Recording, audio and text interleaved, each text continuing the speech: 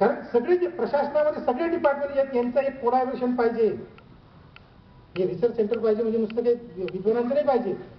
या रिसर्च सेंटरमध्ये वेगवेगळ्या डिपार्टमेंटचे शिक्षण विभाग असेल, महसूल विभाग असेल, अर्थ विभाग असेल, सामाजिक विभाग असेल, समाज कल्याण विभाग असेल, या सगळ्या वेगवेगळ्या डिपार्टमेंटमध्ये काम करणारे तिथले जे कोणी हुशार लोक असतील, तो क्लर्क असेल तरी चालेल, ऑफिसर असेल तरी चालेल, पण त्याने काहीतरी नवीन इनोव्हेटिव्ह काहीतरी आणलं पाहिजे, तिथे त्या रिसर्च सेंटरमध्ये ते मांडलं पाहिजे.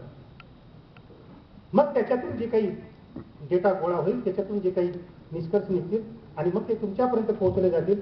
मग तुम्हाला धार्मिक दंगल प्रतिबंधक लस निर्माण करता येईल, जातीय दंगल प्रतिबंधक लस निर्माण करता येईल, म्हणजे काही उपाययोजना करता येईल. लक्षात घ्या, वेगवेगळ्या डिपार्टमेंटचे पाहिजे, त्याच्यामध्ये सगळ्यांचे एक कोलॅबोरेशन पाहिजे, सगळ्यांची एक चर्चा करता आली पाहिजे एका स्टेजवर. तर हे मोठ्या प्रमाणात झालं पाहिजे. ही जी निर्णय क्षमता